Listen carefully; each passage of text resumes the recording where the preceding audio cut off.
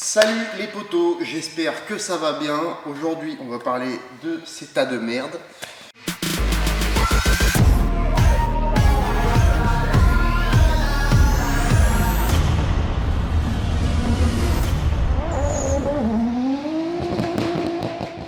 Salut les potos, j'espère que vous allez bien. On se retrouve au nouveau garage. Ça y est, l'ancien c'est fini, on le verra plus. Bon, c'est une page qui se tourne, hein, ça faisait 5 ans. On a monté la Supra là-bas, on a fait des tonnes de choses là-bas. Mais voilà, c'est la fin de quelque chose, c'est le commencement. Oui, c'est l'émotion. C'est la fin de quelque chose, c'est le commencement de quelque chose de nouveau. Et c'est vraiment cool parce qu'il y a beaucoup plus de place ici. Vous pouvez voir qu'on a enfin fini de le repeindre. Vous l'avez vu la dernière fois, il était entièrement vert. Bon, c'était pas ouf. Merci d'ailleurs les copains parce que je me suis chopé un sacré Covid et j'ai pas pu finir la peinture. J'ai pas fait exprès, je vous jure que c'est vrai. Du coup, j'ai pas pu non plus rouler au circuit du Bourbonnais la dernière fois avec la E36. Donc du coup, les copains ils sont allés rouler avec. Ils m'ont dit que c'était la pire voiture qu'ils aient roulée toute leur vie. C'est vrai, elle est enroulable. Et c'est pour ça que c'est trop bien de rouler avec parce que quand on prend une autre après, et voilà, tu prends du niveau avec ça. Parce que ouais, ça y est, ça te fait des blagues. Des fois, t'es dans un virage, elle doit aller de l'autre côté. C'est pas facile.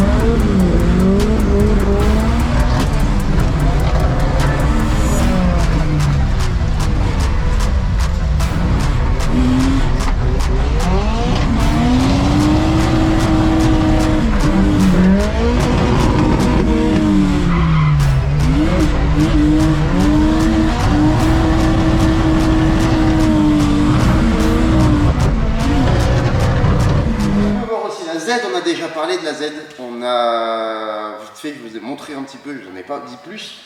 C'est une Z, c'est une phase 1, 350Z phase 1, donc 280 chevaux. Elle est quasiment toute d'origine. Déco, c'était un Barjozoku, donc évidemment il y a des Riesland. Voilà, il n'y a pas grand chose en termes de prépa, il y a juste 4 jantes. Et la question c'est qu'est-ce qu'on lui fait? Alors ça c'est vous qui allez me le dire, on va aller la voir un petit peu. Donc 350Z phase 1, 280 chevaux avec le V6. On a juste des jantes, vous voyez, là et là, des Japan Racing. Est-ce qu'on lui met un gros kit carrosserie genre Rocket Bunny? Moi j'adore.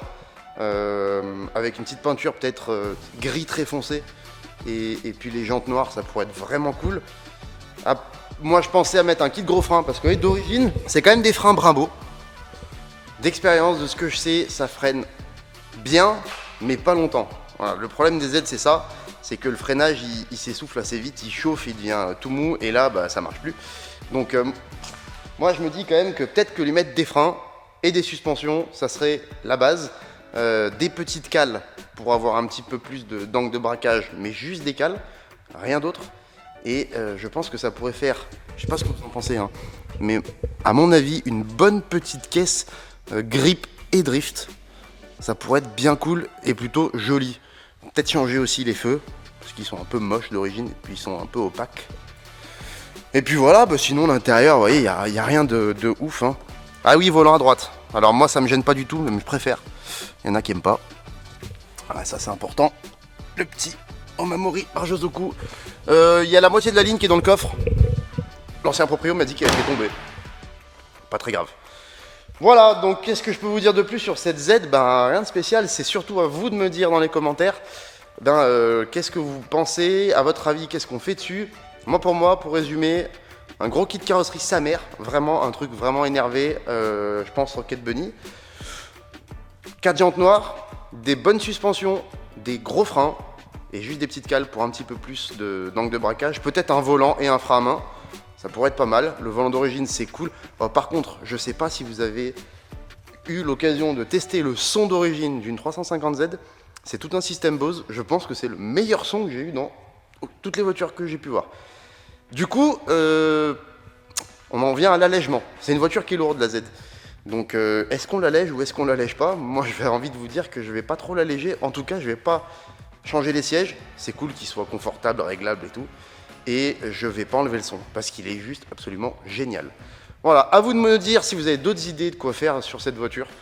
Je pense qu'en faisant ça, on sera déjà pas mal. N'hésitez pas à m'envoyer quelques exemples dans les commentaires, mettez des liens, des trucs, peut-être sur Assetto Corsa si vous avez des idées de déco et tout. Mais voilà, pour vous faire un petit résumé des projets avec cette voiture, évidemment on va tout faire ici. Alors pour l'instant, comme vous pouvez le voir, c'est un énorme bordel. Hein, le dernier camion de déménagement, on l'a déchargé rapidement parce que j'étais en retard pour le rendre. Ah oui, alors je sais que vous allez me poser des questions là-dessus. Ça c'est le 1JZ de la Sky. Il y a à peu près pas mal de pièces de la Sky d'ailleurs qui traînent un peu partout là. C'est un bordel pas possible, oui, il y a une arbalète, des raquettes de badminton. Ça là-bas on va en parler juste après. Pourquoi le moteur de la Sky est ici? Alors, il y en a beaucoup qui le savent déjà, mais je ne travaille plus avec Drift & Fun ni avec Torque. La raison est très simple, je vais vous la faire très courte, je me suis embrouillé avec Nadia.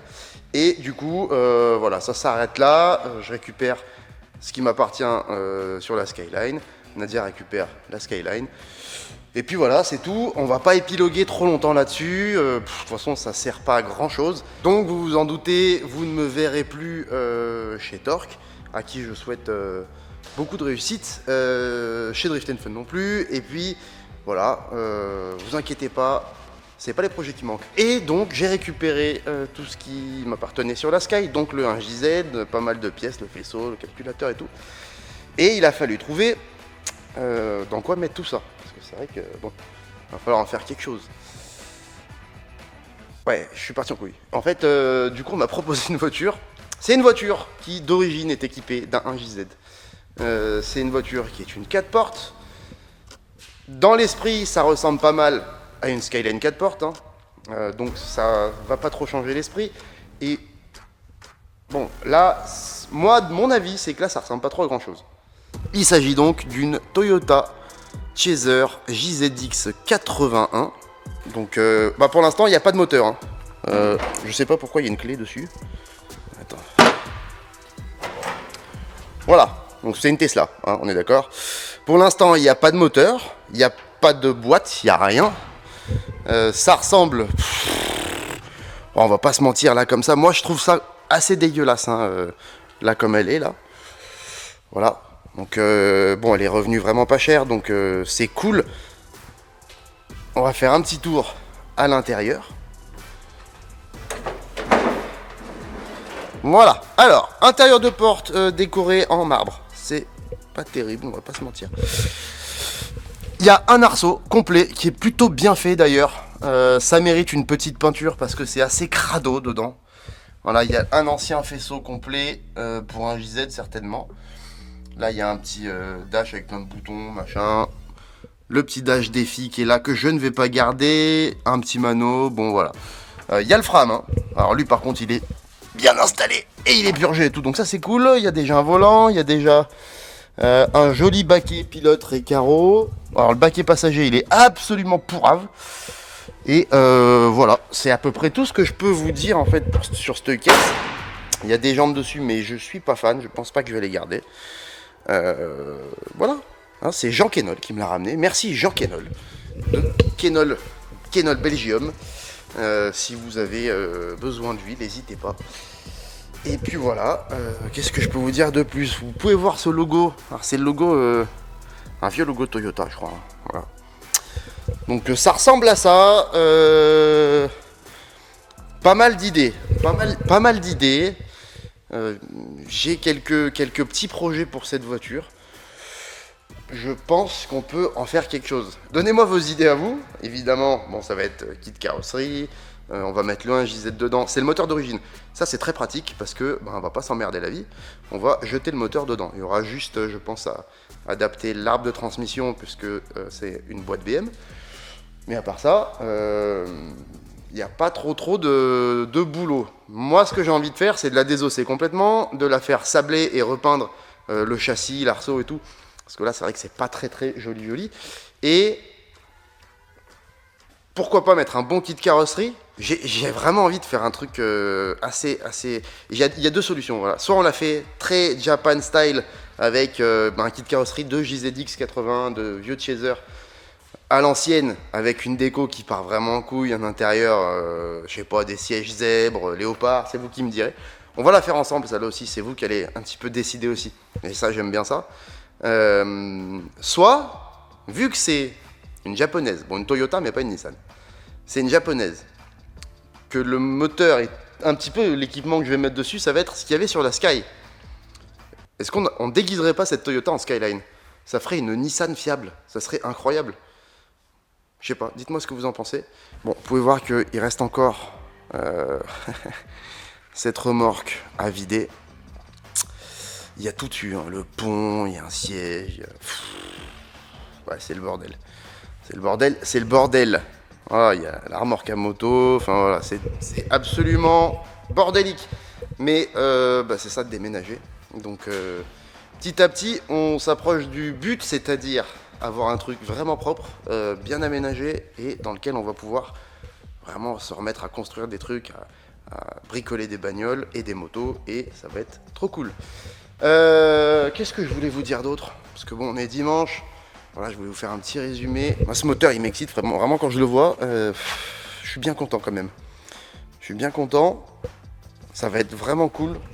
Et ça va rendre bien là-dedans, je pense. La partie shop, en fait, voilà, ça c'était hier.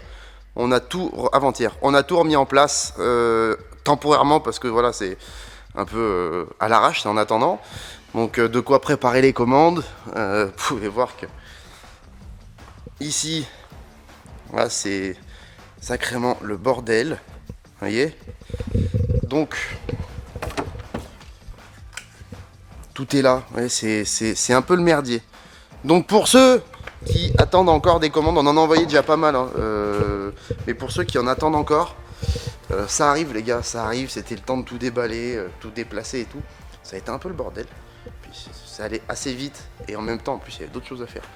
C'est un peu un carnage, mais voilà, ça arrive. Ceux qui attendent encore, ça arrive, il y en a beaucoup qui sont partis, vous inquiétez pas.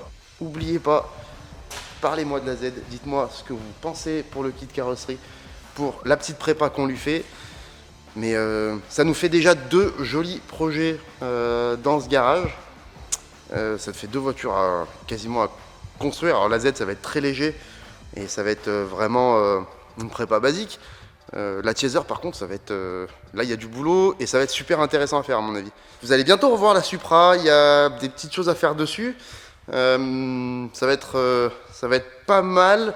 Elle va peut-être même faire un petit stage par ici. En tout cas, elle va bientôt rouler. Je peux pas trop vous en dire plus pour l'instant. Je vous ai pas parlé d'elle. Alors, Clotilde. Je crois qu'elle en peut plus celle-là. Donc, je pense que on va récupérer le moteur. On va lui refaire une petite santé. Et puis on va peut-être mettre ce moteur dans un autre châssis, plus propre, parce que c'est vraiment dans un état. C'est vrai que c'est déplorable. Un truc dont j'ai oublié de vous parler. Comment on ouvre le capot sur une Z? Je sais même pas moi. Ah, c'est chiant ça. Comment on ouvre le capot? Ah voilà, là. Hop. Un truc dont j'ai oublié de vous parler. Rappelez-vous, qu'est-ce qu'on fait sur une voiture? Je sais pas l'ouvrir. Il y a pas un petit loquet là, un petit truc? Ah voilà. Sur une voiture qu'on va utiliser sur circuit, que ce soit en grip ou en drift, par quoi on commence? Eh ben par la fiabiliser. Et pour fiabiliser une voiture, eh ben c'est pas bien compliqué. On commence déjà par la lubrification et le refroidissement. Refroidissement, et ben on va changer toutes les durites d'eau. Hein, on va mettre des neuves. La pompe à eau, même si elle n'est pas trop sujette à problème sur cette voiture-là. C'est une voiture par contre sur laquelle il faut faire attention à la pression d'huile. Donc il y a un radiateur d'huile qui a été installé ici. Niveau pression d'huile, il faut faire gaffe à une chose. Sur ces caisses, c'est que la pression a tendance à baisser à cause des joints de galerie. C'est des espèces de joints qui sont à l'avant du moteur, derrière la distrie. Et puis quand ils s'abîment, quand ils sont morts, bah en fait, il n'y a plus de pression d'huile. Ça fait baisser fortement la pression d'huile. Donc il faut faire attention à ça.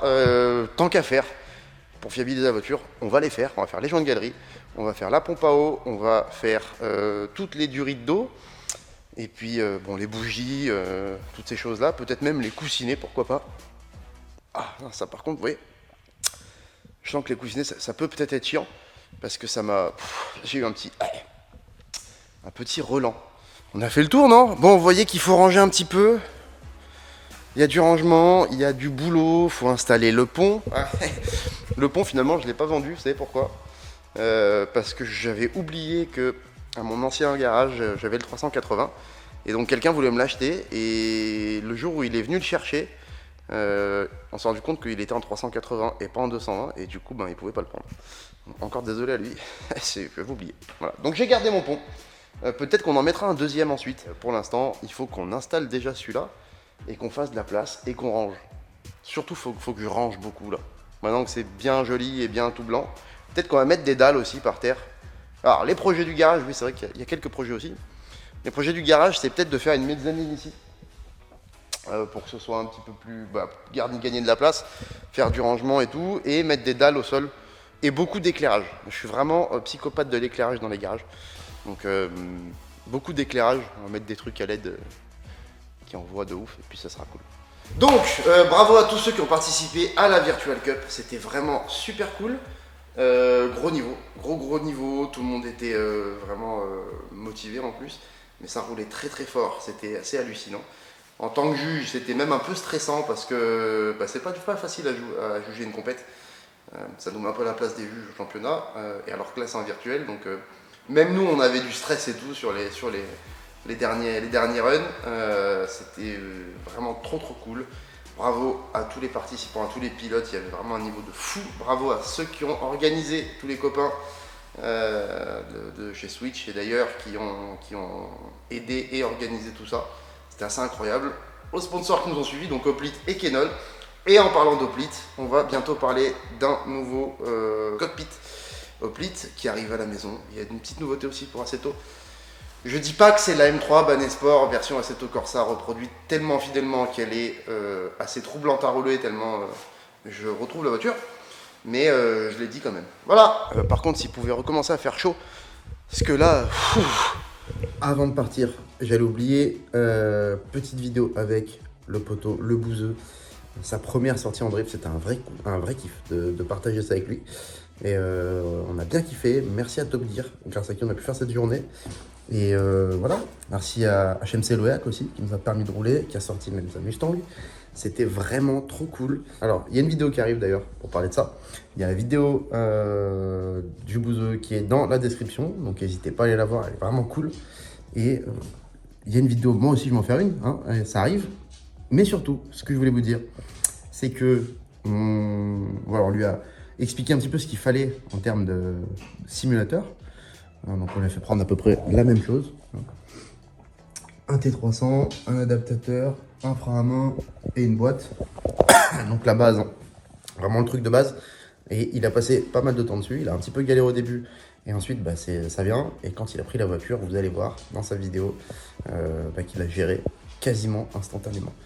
Donc, encore une fois, on en reparle, mais encore une fois, le Simu, c'est trop bien. On en reparle super bientôt, puisque ce Oplit, il va aller chez Romain. Et je reçois le nouveau, je crois, demain. Voilà, allez, bisous, abonnez-vous, ciao. Qu'est-ce que tu fais? Oh, tu peux ranger, s'il te plaît? Tu peux ranger, s'il te plaît? Non? Bon, bah, bisous.